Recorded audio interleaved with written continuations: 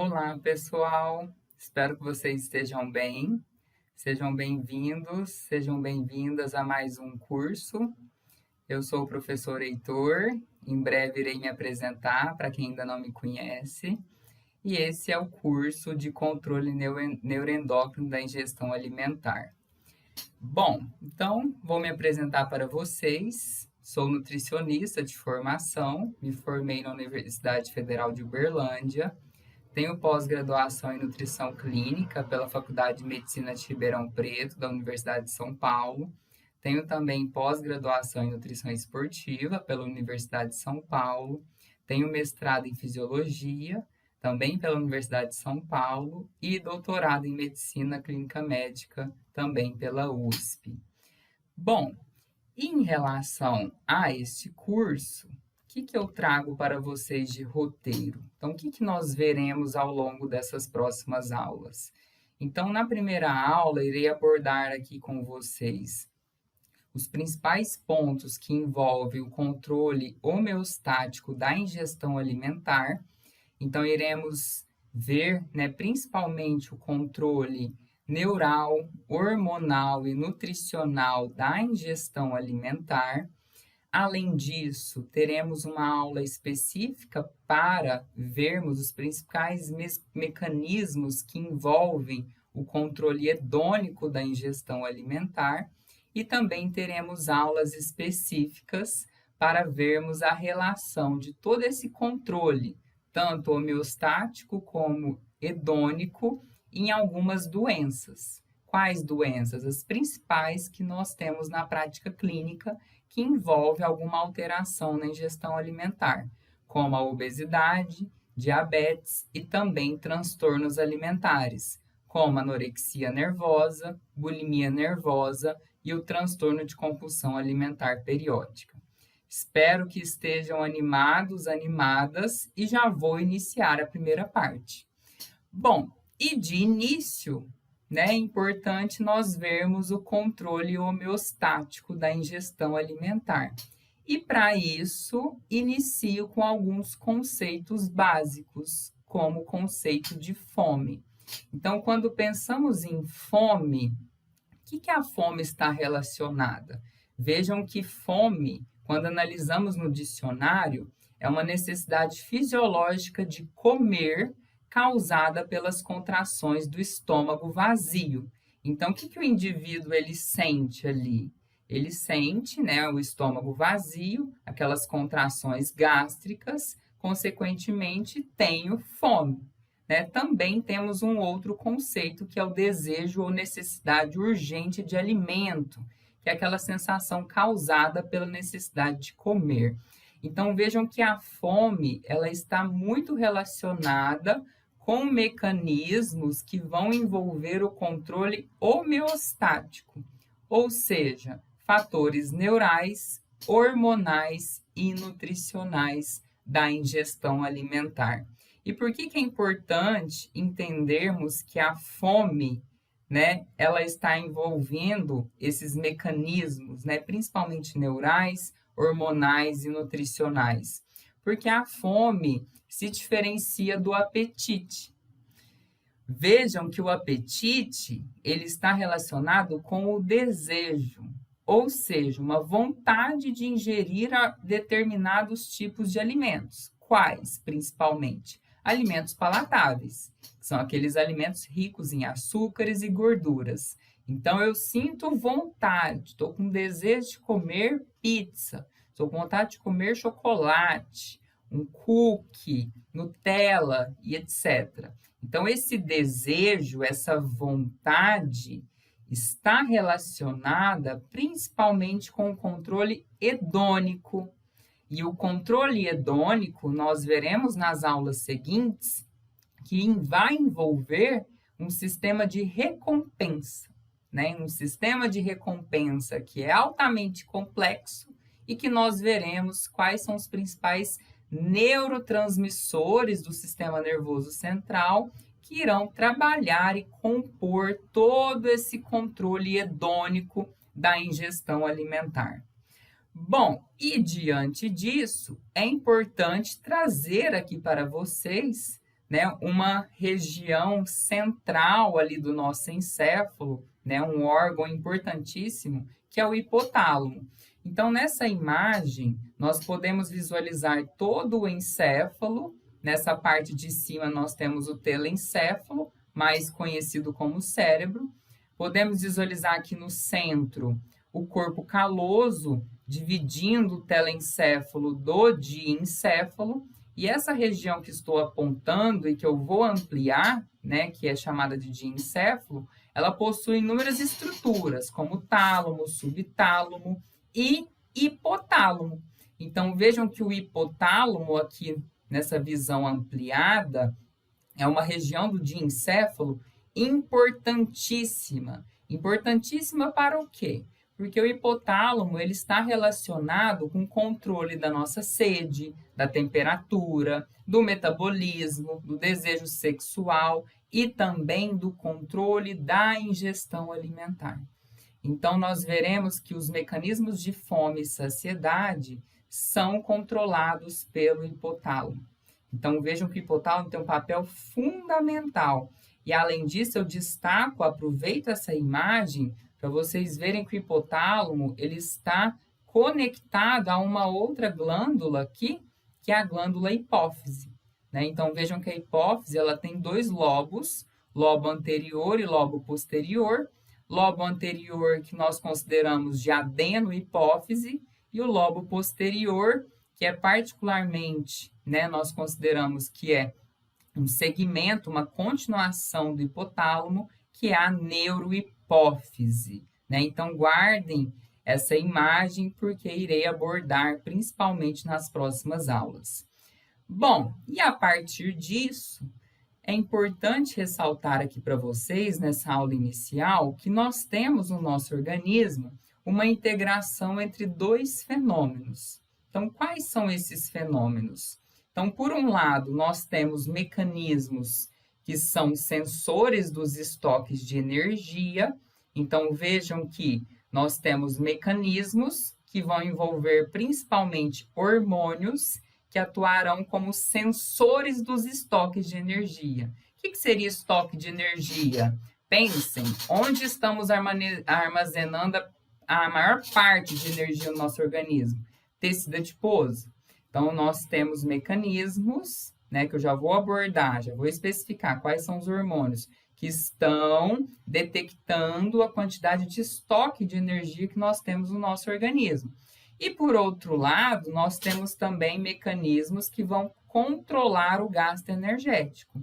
E qual que é a importância disso? A importância de eu ter a integração entre esses dois controles, entre esses dois fenômenos ou mecanismos, é porque em uma situação fisiológica, ou seja, no estado basal, o que o organismo do indivíduo tenta? Sempre manter o equilíbrio. E o equilíbrio é manter a massa corporal. Então, em uma situação fisiológica, nós temos uma harmonia, ou seja, uma integração correta entre esses dois mecanismos, tanto de sensores de estoque de energia, como de controle do gasto energético, promovendo a manutenção da massa corporal desse indivíduo. E, diante disso, nós temos o controle da ingestão alimentar e da massa corporal.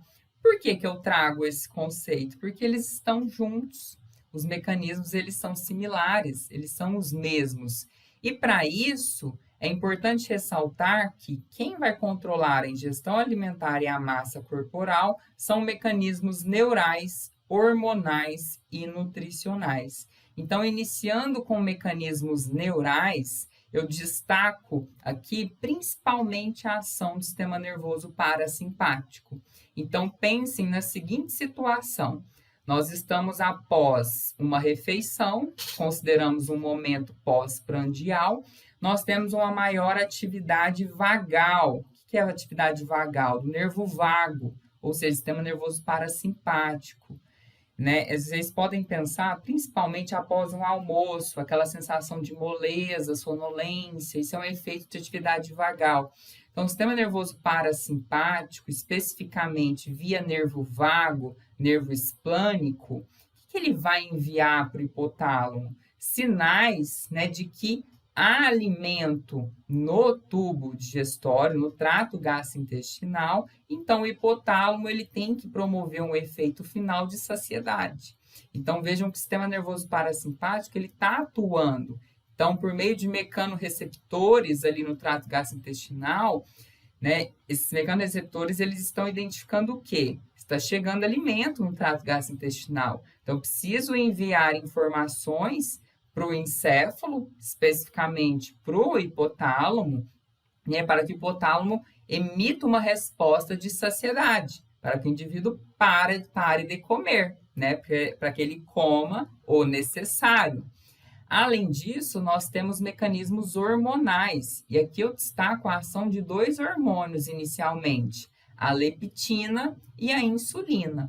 Então, nós veremos na próxima aula, né, onde elas são produzidas, onde esses hormônios são produzidos, quais a ação deles, mas vejam que a leptina e a insulina, elas atuam em conjunto, né, esses hormônios atuam em conjunto, controlando tanto a adiposidade, ou seja, a quantidade de tecido adiposo que o indivíduo tem no organismo, como a ingestão alimentar.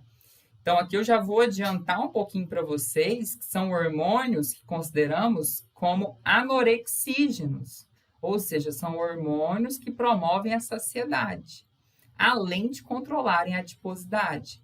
E temos também os hormônios do trato gastrointestinal, como as incretinas, né? O que seriam as incretinas? São hormônios produzidos no intestino delgado que enviam informações para o hipotálamo sobre o fluxo energético no trato gastrointestinal.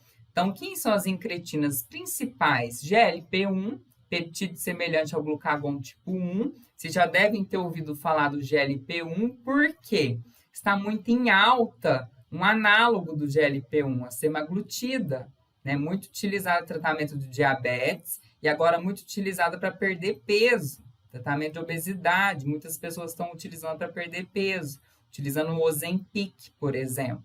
Por quê? O GLP-1, né, que é uma incretina, um hormônio do intestino delgado, vai informar o que para o hipotálamo? O fluxo energético no trato gastrointestinal. E nós veremos que o efeito final ele é anorexígeno, estimular a saciedade. Assim como a CCK, que é a colecistocinina.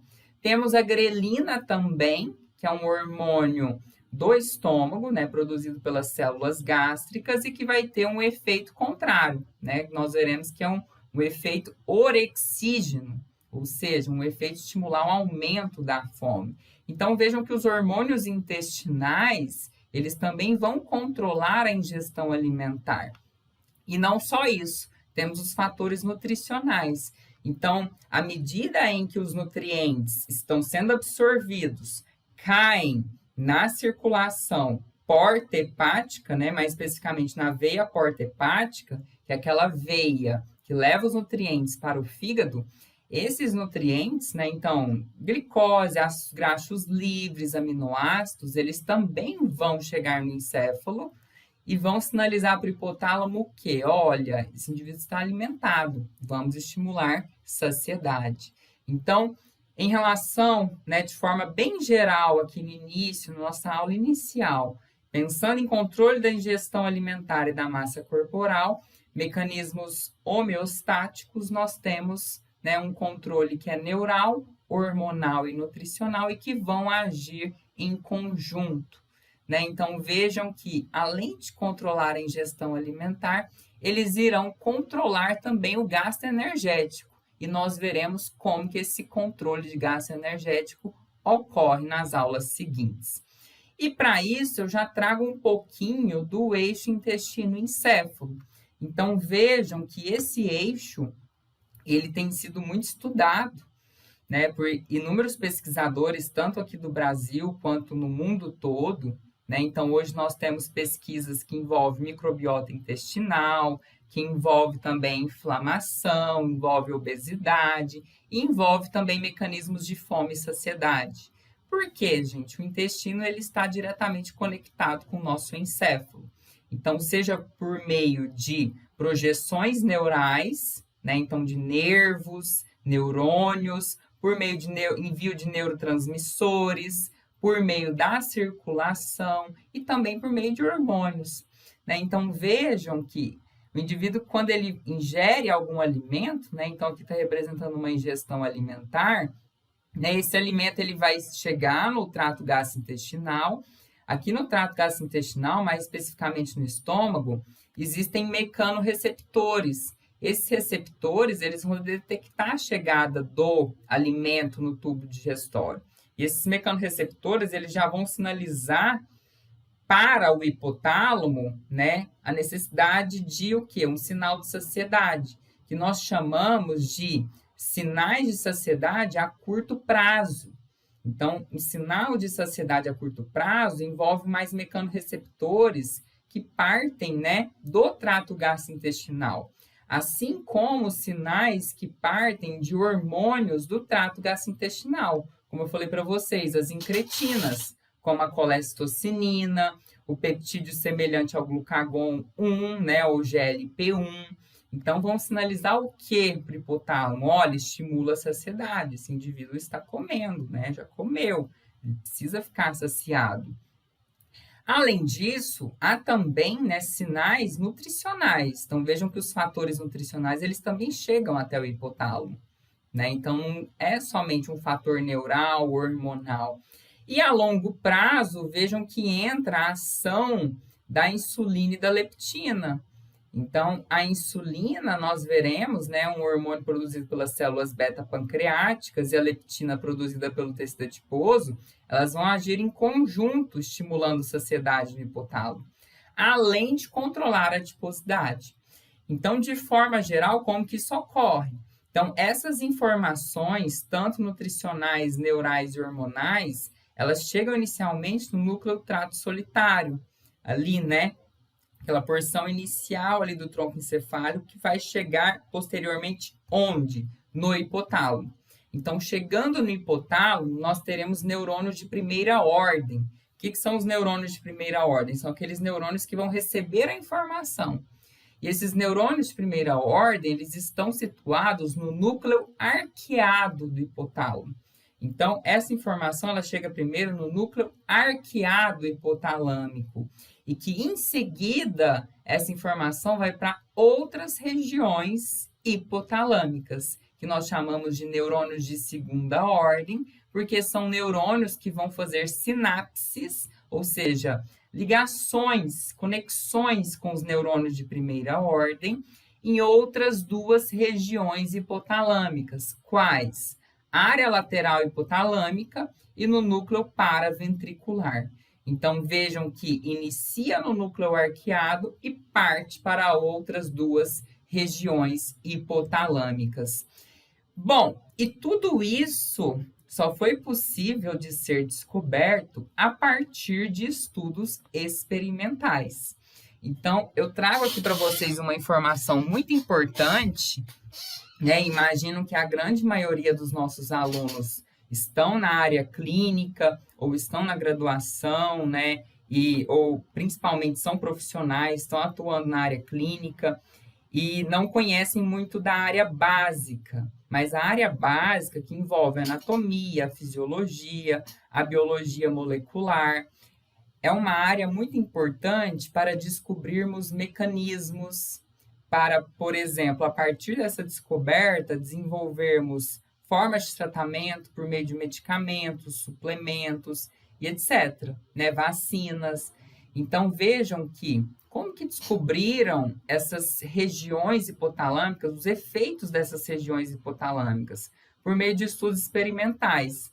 Então, com o uso, né, de ratos e camundongos, cientistas fizeram, né, e fazem até hoje alguns experimentos, porque ainda há questões a serem descobertas nessas regiões encefálicas, né? Então, como foram esses experimentos? Por meio de microlesões no hipotálamo, né? Então, aqui nós temos, né, uma representação, né, de um rato, né, nessa imagem. Vocês podem ver que são feitas microlesões especificamente em regiões encefálicas, e aqui no caso foi feita, né, em algumas regiões do hipotálamo. E o que eles fizeram inicialmente?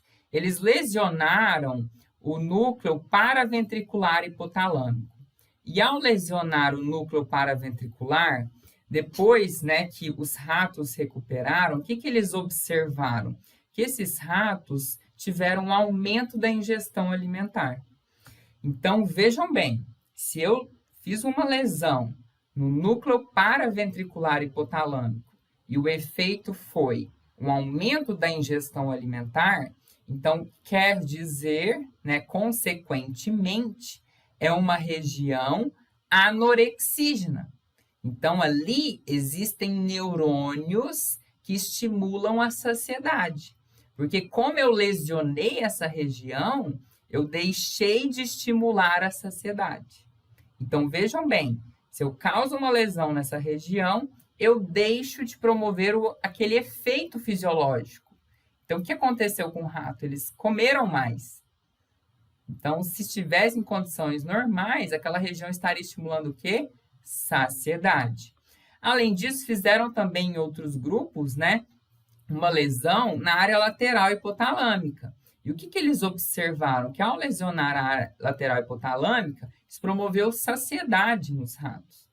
Bom, se promoveu saciedade nos ratos, quer dizer que é uma área que possui neurônios orexígenos, ou seja, neurônios que estimulam um aumento da fome. Então, novamente, vejam que por meio desses experimentos foi possível conhecer, né, a ação desses neurônios. O que esses neurônios expressam? Quais os efeitos fisiológicos desses neurônios em cada região hipotalâmica? Então, é basicamente isso que nós veremos com mais detalhes na próxima aula, principalmente, quando iremos estudar o controle homeostático. Então, por exemplo, quando vemos um hormônio, leptina e insulina, quais neurônios elas irão ativar no núcleo arqueado? Como que elas vão estimular a saciedade? Né? Então, nós iremos caminhar primeiro nos mecanismos fisiológicos para que depois nós possamos aplicar nas doenças. Então, é importante, em um primeiro momento, nós compreendermos, né, todos esses mecanismos fisiológicos que envolvem o controle da ingestão alimentar, tanto homeostático quanto hedônico, para que depois nós possamos compreender um estado fisiopatológico. Quais? Inúmeros: obesidade, diabetes, transtornos alimentares, anorexia nervosa, bulimia nervosa e o transtorno de compulsão alimentar periódica. Bom, então espero que vocês estejam animados e animadas, tenham gostado dessa breve introdução e aguardo vocês na próxima aula, que será sobre o controle neuroendócrino da ingestão alimentar e da adiposidade, onde irei abordar principalmente o papel neural e hormonal, né? Neural nós veremos parasimpático, simpático, hormonal veremos insulina, leptina, as incretinas, a grelina, como que é a ação desses hormônios na ingestão alimentar e também na adiposidade. Então é isso, pessoal. Obrigado e até a próxima aula.